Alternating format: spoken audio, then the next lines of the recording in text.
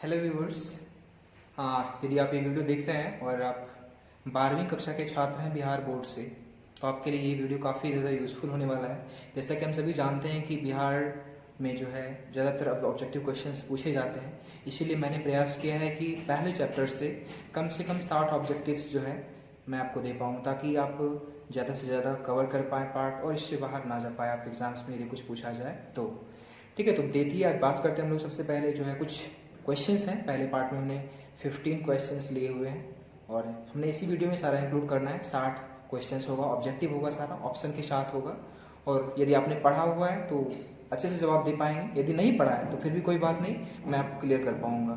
तो एक्चुअली जो आज के चैप्टर जो है वो है इंडियन सिविलाइजेशन कल्चर। जैसा कि आप देख सकते हैं हमारा टॉपिक जो है हेडिंग दिया हुआ है और उससे हमने 60 क्वेश्चंस लेने हैं। तो सबसे पहला जो क्वेश्चन है उस पर गौर कीजिएगा। पहला क्वेश्चन है महात्मा गांधी वॉज ए। महात्मा गांधी क्या थे? तो महात्मा गांधी के बारे में आपको देखिए, मैंने यहाँ जितना भी आंसर करना है सब चैप्टर के रेफरेंस में करना है, चैप्टर से रिलेटेड उसका आंसर होगा, उससे बाहर नहीं होगा। तो जो पहला आंसर जो इसका होने वाला है कि पॉलिटिशियन तो थे, लेकिन पॉलिटिशियन की इकोनॉमिस्ट तो नहीं थे वो, लेकिन स्पिरिचुअल लीडर इसका यहाँ पर आंसर होगा। ये सही आंसर इसका होगा, स्पिरिचुअल लीडर। वो आप कहेंगे सोशल रिफॉर्मर क्यों नहीं थे, लेकिन हमने इस चैप्टर के रेफरेंस में आंसर करना है, इसीलिए इसका आंसर जो है क्या होगा, स्पिरिचुअल लीडर होगा। ठीक है, क्लियर है। अब दूसरे क्वेश्चन की बात करते हैं। दूसरा क्वेश्चन है what did Mahatma Gandhi use. Gandhi ji किसका प्रयोग करते थे?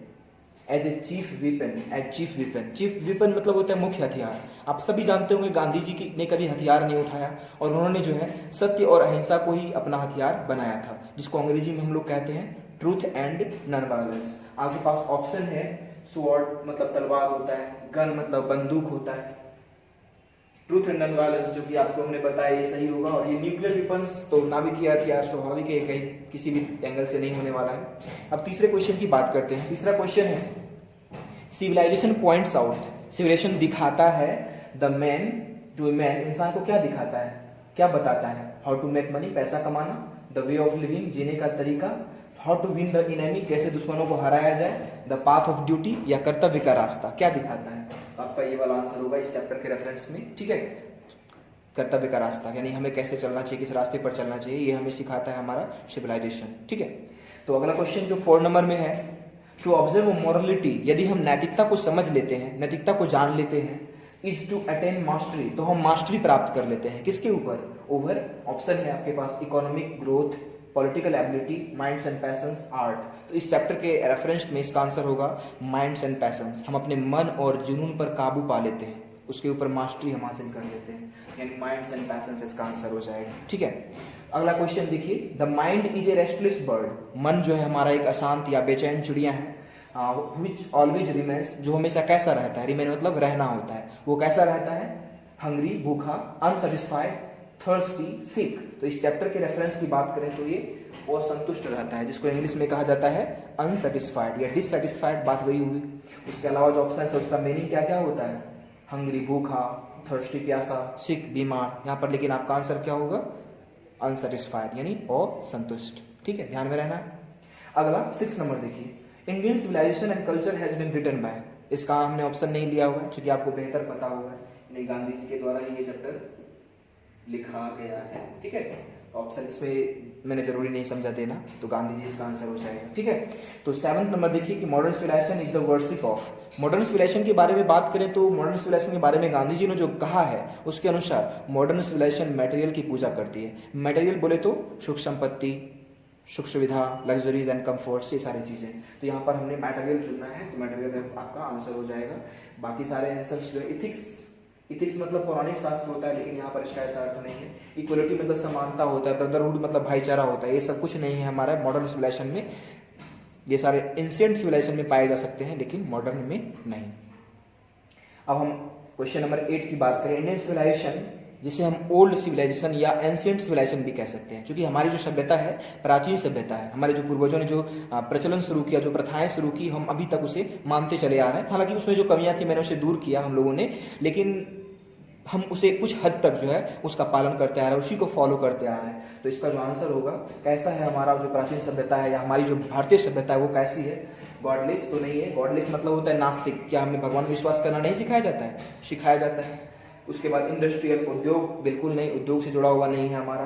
Based on belief in God, भगवान में विश्वास पर आधारित है, या बेस्ड ऑन मैनर या व्यवहार पर आधारित है। तो ये बेस्ड ऑन है बिलीफ इन गॉड, या कहें तो एक तरह से बिलीफ इन गॉड से ज्यादा जो है इसका answer belief based on manner कह सकते हैं, व्यवहार पर आधारित है, मोरल बेन, चूंकि हमें नैतिक चीजें ज्यादा सिखाई जाती है तो आप इसी को आंसर ले तो ज्यादा अच्छा है, बेस्ड ऑन मैनर, ठीक है, व्यवहार पर आधारित है। चूंकि हमारी सभ्यता में मोरल बीइंग पर ज्यादा जोर दिया जाता है, फोकस किया जाता है मोरल बीइंग पर, नैतिक जीवन पर, तो बेस्ड ऑन मैनर ही ज्यादा अच्छा होगा, ठीक है। अगला, आवर एंसेस्टर्स डिसवेडेड अस, हमारे पूर्वजों ने हमें मना किया, हमें रोका, किससे? मोरालिटी से तो नहीं रोका है, पॉलिटिक्स से भी नहीं रोका, स्पिरिचुअलिटी से भी नहीं रोका, यानी धार्मिकता से नहीं रोका, लग्जरीज एंड प्लेजर से जरूर रोका है ना, सुख सुविधा से हमें रोकने का प्रयास किया उन लोगों ने। अगला 10 number, people in ancient days were satisfied with, हमारे जो प्राचीन यानी हमारे जो पूर्वज लोग जो थे, प्राचीन जमाने में जो लोग थे वो संतुष्ट थे, किससे? शहरों से, नगरों से, स्टेट्स, राज्यों से या विलेजेस से। आंसर आपका क्या हो जाएगा? वो छोटे छोटे गांवों में ही खुश थे, खुद को प्रसन्न पाते थे, खुद को खुश पाते थे, वो अपने छोटे छोटे गांवों में ही रहकर वो काफी ज्यादा खुश होते थे और उन्हें वहां शांतिमय जीवन जीने को मिलता था, इसीलिए वो खुश रहते थे, ठीक है। अब अगले क्वेश्चन की बात कर लेंगे 11 नंबर में, इन एंशिएंट डेज, प्राचीन समय में या प्राचीन दिनों में, द कॉमन पीपल एंजॉयड, लोग क्या एंजॉय करते थे? बिजनेस, एग्रीकल्चर, या क्या वे व्यवसाय करते थे, या फिर वो खेती करते थे, या नौकरी करते थे, या राजनीति करते थे?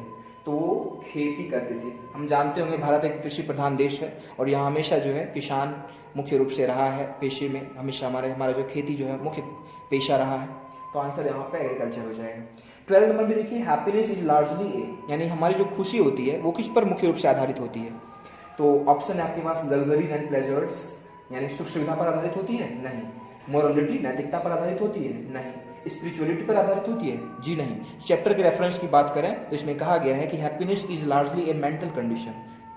क्यों ऐसा? क्योंकि मन से हम यदि जो सोच लेते हैं ना, कहते हैं ना, हम खुद को जैसा सोच लेते हैं हम खुद को वैसा ही पाते हैं, यानी मेंटल सिचुएशन है, ये मेंटल कंडीशन है। हमारी मानसिक स्थिति है यदि कि हम खुश हैं तो खुश होते हैं, और यदि नहीं होते तो नहीं होते। मतलब हम यदि मन में सोच रहे कि नहीं हमारे पास बहुत सारा दुख है ये वो, तो फिर हम परेशान हो जाते हैं। लेकिन जब हम सोच लेते हैं, हमारे पास जब संतुष्टि होती है तो हम शायद खुश होते हैं।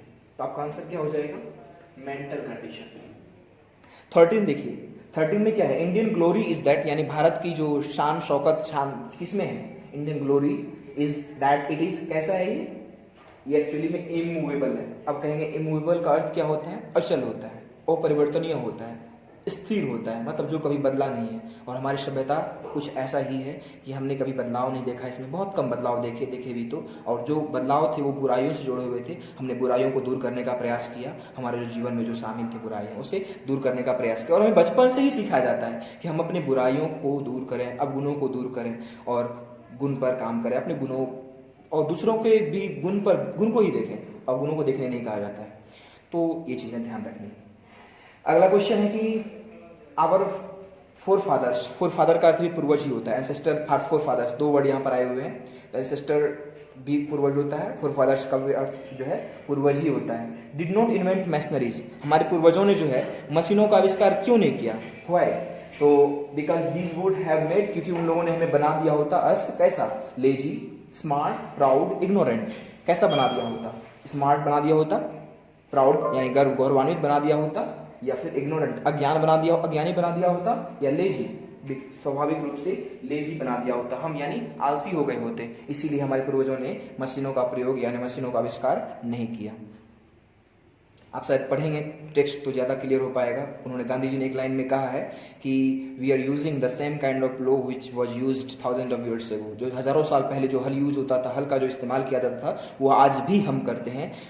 कारण यही कि हम नहीं चाहते कि हम आलसी बन जाएं, हम सुख सुविधा में लिप्त हो जाएं, बिल्कुल ऐसा ही कुछ है। तो अब लास्ट क्वेश्चन जो है इसमें भी हमने ऑप्शन नहीं दिया हुआ क्योंकि जरूरी नहीं समझा। फिर से दो क्वेश्चन में मैंने ऑप्शन नहीं दिया हुआ। महात्मा गांधी रोड आर्टिकल्स 4, आप सभी जानते होंगे यदि इतिहास पढ़ रहे हैं या फिर कोई भी सब्जेक्ट 10th में भी पढ़ा होगा, तो महात्मा गांधी जो थे यंग इंडिया नामक पत्रिका, जिसमें एक चर्चा हुई है इस कहानी में, तो यंग इंडिया नामक पत्रिका के संपादक थे वो, यंग इंडिया, ठीक है, ध्यान में रखना है, यंग इंडिया। तो ये 15 क्वेश्चन है। हम आते हैं अगले क्वेश्चंस पे। क्वेश्चन नंबर 16 देखिए, वो ज़्यादा जरूरी नहीं था, हमने फिर उसमें ऑप्शन नहीं दिया हुआ है। क्वेश्चन क्या है, Mahatma Gandhi deals in this essay, इस निबंध में गांधी जी किस बारे में बात करते हैं। स्वाभाविक इसका जो टॉपिक है उसी बारे में बात करेंगे, तो आपका आंसर हो जाएगा इंडियन सिविलाइजेशन एंड कल्चर, ठीक है, या फिर सिविलाइजेशन एंड कल्चर रह सकता है सिर्फ, तो आप उस ऑप्शन को चुन लेंगे। 17 नंबर देखिए, 17 में है कि Gandhi ji was more a dash leader than politician, मतलब लीडर से ज़्यादा वो कैसे जो है पॉलिटिशियन, कैसे लीडर थे पॉलिटिशियन से ज़्यादा। हमने पहले भी इसके पहले भी देखा हमने कैसे लीडर थे वो थे एक स्पिरिचुअल लीडर, ठीक है, कैसे लीडर थे, स्पिरिचुअल लीडर थे। उसके अलावा जो ऑप्शन है उसका मीनिंग समझ लीजिए, सोशल है, सामाजिक नहीं, बिल्कुल नहीं। कनिंग मतलब धूर्त होता है, वो भी नहीं थे। फिर है बिजनेस माइंडेड, व्यवसाय के दृष्टिकोण से ऐसा करते थे, बिल्कुल नहीं। और 18 में देखिए, सिविलाइजेशन इज नॉट बीटन या अनबीटन जिसको कहते हैं। बीटन अनबीटन का मतलब क्या है, जिसे परास्त नहीं किया जा सकता, जिसे पीछे नहीं छोड़ा जा सकता। कौन सी सभ्यता ऐसी है इन द वर्ल्ड, पूरी दुनिया में, तो ऑप्शन आपके पास है यूरोपियन, इंडियन, पाराउस, चाइनीज। पाराउस प्राचीन मिस्र की सभ्यता को कहा जाता है, तो आपका इंडियन सिविलाइजेशन हो जाएगा। कारण क्यों समझ रहे हैं, क्योंकि हमारी सभ्यता एकमात्र ऐसी है जो कि इमूवेबल रही है, एंशिएंट है, और इसमें किसी तरह का चेंज नहीं आया हुआ है। अगला देखिए, हु इमेजिन्ड दैट, किसने ऐसी कल्पना की that they will not do the mistakes, कि वे गलतियां नहीं करेंगे, डन बाय ग्रीक एंड रोम, यानी ग्रीक और रोम सभ्यता के जो है लोगों द्वारा जो गलतियां की गई थी वो गलतियां वे दोहराएंगे नहीं। एक्चुअली मैं आपको बुक में ले जाना चाहूँगा, उसके ऐसे में जो गांधी जी ने कही है, जो उनके बातों में जो लिखा हुआ है, उन्होंने कहा है कि जब यूरोपियन सभ्यता एक तरह से शुरुआत हो रही थी उसकी, तो उन्होंने क्या किया कि कुछ चीज़ें कॉपी करी। किससे? ग्रीक से कुछ कॉपी की, कुछ रोम से कॉपी की।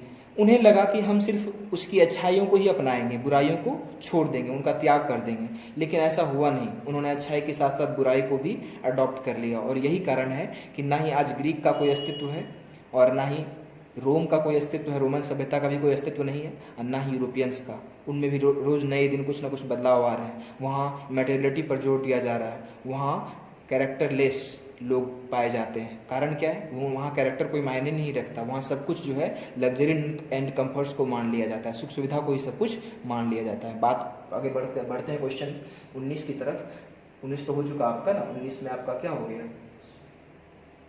19 नहीं हुआ। Who imagine that they will not, यही तो हम लोग कर रहे हैं, तो इसका आंसर क्या हो जाएगा आपका, यूरोपियंस, ठीक है, यूरोपियंस ने ऐसा सोचा। अब 20 की तरफ बढ़ते, गांधी जी डोमिनेटेड, गांधी जी छाए रहे। डोमिनेट मतलब होता है हावी होना चाहिए, छाए रहना, वो छाए रहे इंडियन पॉलिटिक्स यानी भारतीय राजनीति में। कब से कब तक, तो ये याद रखिएगा आप लोग कि 1915 से लेकर 1948 तक। 1915 में वे साउथ अफ्रीका से लौटे थे, दक्षिण अफ्रीका से, और तब से लेकर अपनी मृत्यु पर्यंत, मरने तक जो है वो 1948 तक भारतीय राजनीति में शामिल रहे। उनका एक अच्छा खासा इमेज भी रहा, और स्वाभाविक है, जान ही रहे हैं बाकी आप। We noticed that mind is restless, कैसा है, मन एक बेचैन क्या है, हमने लिखा, उसमें देखा भी था पहले भी, ये मन एक बेचैन चिड़िया है, अशांत चिड़िया है मन। गांधी जी ने भी ऐसा कहा है, ठीक है। अगला क्वेश्चन देखिए 22 नंबर का, कि हुज स्वर्ड्स, किनके तलवार, वर इन्फेरियर, इन्फेरियर मतलब होता है तुच्छ, बेकार या घटिया, किनके तलवार कमजोर पड़ गए, to the swords of ethics, ethics मतलब होता है नीति शास्त्र, यानी नीति शास्त्र के सामने जो है किसके तलवार छोटे पड़ गए। तो यहाँ पर आपका जो आंसर होगा किंग्स होगा। आप कहानी पढ़िएगा एक बार, ऐसे पढ़िएगा तो पता चल जाएगा, ठीक है। अगला 23 नंबर देखिए, the rich are often seen to be, अमीर लोग हमेशा कैसे देखे जाते हैं, यहाँ पर आंसर होगा अनहैप्पी। अमीर लोग ही हमेशा दुखी पाए जाते हैं, गरीब लोग तो मस्त रहते हैं, खुश रहते हैं, कहते हैं ना मस्त मौला आदमी होता है, उनके पास कोई टेंशन नहीं होता है। जितना कम हो उतना ज़्यादा खुशी होता है, उतना कम टेंशन होता है, ठीक है। 24 नंबर, हु डिसवेडेड अस, हमें किसने मना किया, हमें किसने रोका, from luxuries and pleasures, luxury और प्लेजर से किसने रोका। पहले भी क्वेश्चन में हमने देखा ये काम था हमारे पूर्वजों का, और ये उन्होंने हमारी भलाई के लिए ही किया। हमारे पूर्वजों ने, यानी फोर फादर्स भी कह सकते हैं, पूर्वज का इंग्लिश होता है एंसेस्टर, मैंने पहले भी चर्चा की है। ठीक है। Who lived independently and enjoyed the home rule, true home rule, यानी किसने, कौन जो है काफी स्वतंत्रता पूर्वक रहे, आजादी से रहे, स्वतंत्र होकर रहे और एंजॉयड होम रूल और स्वराज का आनंद लिया। The rich, the poor, the common people, और जो सामान्य लोग थे वही ऐसा करते थे। कॉमन पीपल इसका आंसर हो जाएगा। A certain degree of harmony, देखिए गांधी जी ने ये नहीं कहा है कि आप पैसे कमाओ ही मत, हाँ अर्न करो, लेकिन उसकी भी कोई सीमा तय कर दो, यानी हमको इतना पैसा जो है अर्न करना है ताकि हम जो है अपने जीविका का पालन कर सकें। क्योंकि स्वाभाविक है, लिवलीहुड भी जरूरी है, जीवन जी रहे हैं तो उसके लिए कुछ न कुछ भौतिक आवश्यकताएं भी है, लेकिन इसका मतलब ये नहीं कि हम उसी में लिप्त हो जाएं, हमें आध्यात्मिक चीज़ों पर भी जोर देना चाहिए। तो यहाँ पर आपका जो आंसर हो जाएगा a certain degree of harmony and comfort is क्या है, जरूरी है, यानी एक कुछ हद तक, सर्टेन डिग्री तक, ठीक है। अगला, all after all there is something in Hinduism, यानी हिंदुइज्म में कुछ तो ऐसा है that has kept it dash up till now, मतलब अभी तक जिसने जो है क्या रखा है, जीवित रखा है, ठीक है। अलाइव हो जाएगा, जीवित होता है अलाइव मतलब। और अगला देखिए, द मोर वी इंडल्ज, जितना हम लिप्त होते हैं, जितना हम भोग विलास में खो जाते हैं, in passion, our passion, the more dash they become, वो कैसा हो जाता है और ही बेलगाम हो जाता है, यानी वो और भी एक लाइन पढ़े होंगे, the more we get the more it wants, मतलब जितना ज़्यादा हमें मिलता है उतना ज़्यादा हम चाहते हैं, उतना ज़्यादा हम इच्छा रखने लगते हैं। अनब्रिडल्ड, एक बेलगाम, हमारे मतलब कुछ ही निरंकुश जिसको कहते हैं, यानी अंकुश नहीं रहता उस पर, हम चाहते दिन ब दिन, नहीं कहता है दुआ सुने होंगे, जो 10 20 50 भय तो लाख है, क्या ऐसे ही कुछ है, मतलब कि जितना संपत्ति हमारे पास होता है संपत्ति, उतनी ही हमारी चाह बढ़ती चली जाती है, ठीक है। हाँ 29 देखिए, where were the gangs of thieves, चोर डाकू कहाँ रहते थे, रॉबर्स, गाँवों में, शहरों में, कोर्ट्स, नन ऑफ दिस, तो ये शहरों में ही ज़्यादा होते थे। हालांकि अब तो गाँवों में भी होने लगे हैं, क्योंकि यहाँ भी जो है ना स्वार्थी लोग, या फिर यहाँ भी अब मशीनों का यूज़ होने लगा है, या फिर यहाँ भी अब नैतिकता पर ज़्यादा ध्यान नहीं दिया जाता है। तो उस समय की बात थी, उस समय शहरों में ज़्यादा कुछ ये ज़्यादा होता था। और एक लास्ट इसमें अभी ये वाला, फिर आगे हम लोग आगे क्वेश्चंस देखेंगे। What shall we become if we use machines, यदि हम मशीन का प्रयोग करें तो हम कैसे हो जाएंगे, बुद्धिमान हो जाएंगे, वाइज हो जाएंगे, किंग राजा बन जाएंगे, या टैलेंटेड प्रतिभाशाली हो जाएंगे, नहीं, हम स्लेव हो जाएंगे, हम मशीनों के गुलाम हो जाएंगे। समझ रहे हैं ना, जब मशीनों का इस्तेमाल करेंगे तो हम लेजी और स्लेव हो जाएंगे। पहले हमने लेजी वाला एक आंसर देखा था।